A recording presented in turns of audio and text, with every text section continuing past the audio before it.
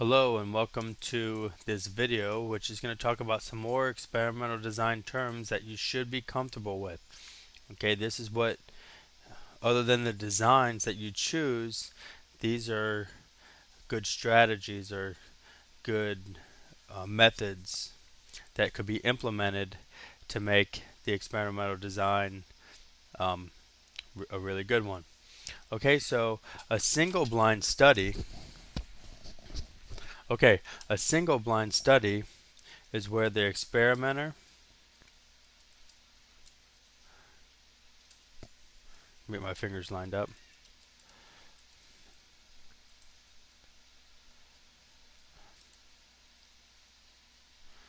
Okay, it's where the experimenter knows which treatments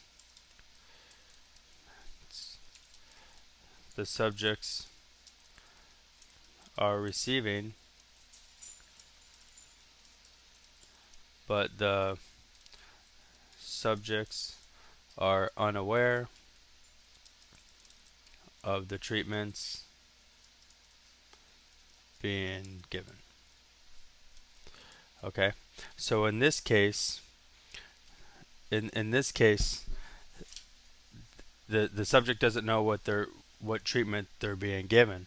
Okay, so this still does introduce a little bit of bias, because if an experimenter knows which treatment they're given, they could maybe favor certain people, maybe want to give them, for example, if it's a doctor and it's a new drug that's has some very high hopes of curing a type of cancer, and your friend is in the study, or you know your patient's in the study and it's somebody that you've known for a long time,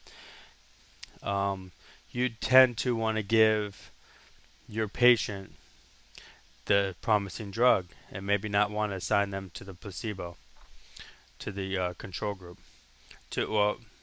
Okay, and to improve on the single blind study, we will do a double blind study. And in this case, the experimenter won't know which subject is getting which treatment, and the subjects are unaware which treatment they're getting. Okay, so the experimenter is unaware of which treatments the subjects are receiving, and the subjects do not know which treatments they are receiving. Okay, so it works both ways. This is the best way, double blind study. This can be done. Logically, a lot of students think that this can't be done, but it's very easy for the experimenter just to bring in an independent party, okay, to give out the treatments to the subjects where the experimenter has no idea. Okay, so if it was Tylenol and aspirin, somebody might come in and label it A and B where the experimenter doesn't know. They might just give A to some subjects and B to the other subjects. Okay, in a double-blind study, those people, they getting the treatments, they don't know either. They don't know what they're getting. Okay, so a comparative study. All studies, all experiments should be comparative. Okay, so and that kind of goes into reducing this effect right here. So comparative just means that you at least have one, that you at least have two treatment groups for at least something to compare to. Okay, because if this was treatment one,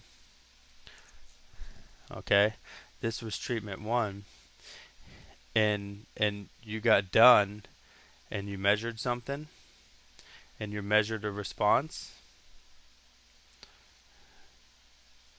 okay, you could have a placebo effect, and I'll talk about that down here. So you always want at least two treatments, okay, and you want to measure the response on both, and then we want to compare these. Okay, and this goes into these things right here. Well, a placebo is just a it's just a fake treatment. It's a fake treatment. Okay, and then we call this a control, which is different than it's different context than what we are calling the control with the principles. Okay, this is a control meaning you have a comparative treatment, something to compare to, uh, the other factor, which may be a drug. Okay, so effective. So this sometimes is a sugar pill,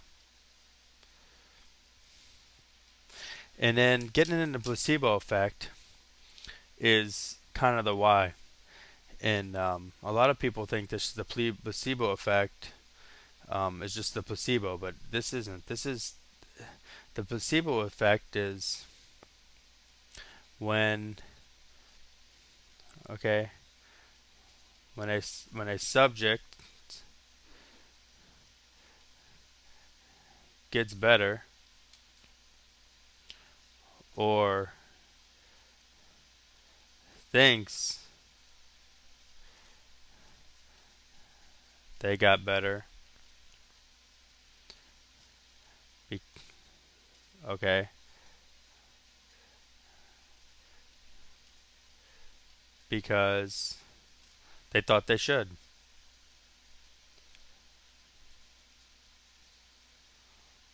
Okay, so hopefully that kind of makes sense to you. I know you've heard this before. Um, if you go to the doctor, a lot of people just tend to get better going to the doctors because they're going to the doctors. Okay, um, of course, you guys have heard that many people who are given the placebo have pain relief from a headache.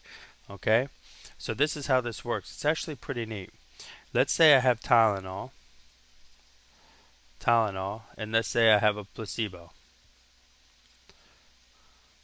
It's kind of interesting how this works. So I have these two factors. I have the Tylenol in there. Okay, and I have 100 subjects. So I'm going to randomly assign 50 to the Tylenol, and I'm going to go 50 to the placebo, and I'm going to run this as a double blind. So I don't know who's getting what, and they don't know what they're getting.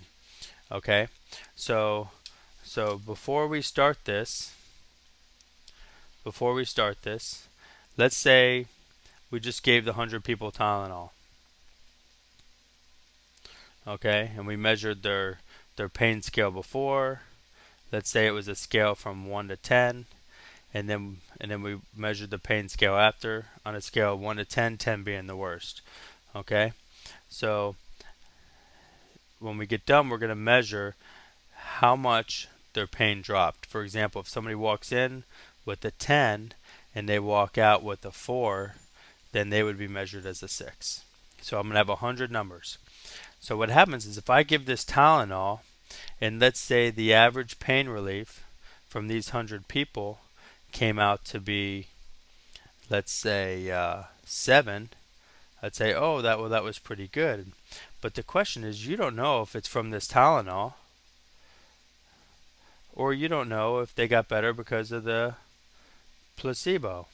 So it introduces what's called a confounding variable. You don't know, because people are going to get better, okay, from the Tylenol, and some people are going to get better because they just thought they should get better, which is the placebo effect. Okay, now if you notice, there's no placebo given here. I just gave Tylenol, and by just giving Tylenol, there's going to be a placebo effect in here. Just like this is one of the common misunderstandings of the placebo effect. The placebo effect will happen up here. Out of these 50 people, some will have a placebo effect. Some will get better because they don't know what they're getting. So they're just going. Some will get better, not necessarily from the drug, just because they think they should get better. But this is the thing. This group here, they have no idea they got the placebo, but the placebo effect's here too. So this is the thing. Out of these 50 people, there's a certain portion of these people that have the placebo effect. But see, since it's happening on both treatment groups, it evens itself out. So the placebo effect essentially just goes away. Okay? Because it's happening on both groups. That's why we need comparative studies, is to alleviate the placebo effect and have something to compare to. Okay? We always want something to compare to. Okay? So hopefully you kind of get the idea of placebo effect. The placebo is actually the control group here. Okay, comparative study means that you have at least 2 treatment groups. Double blind, the experimenter doesn't know, or the subject doesn't know. Single blind, the experimenter knows, but the subject doesn't know. Okay, so that's it on these. I hope you enjoyed it, and have a nice day.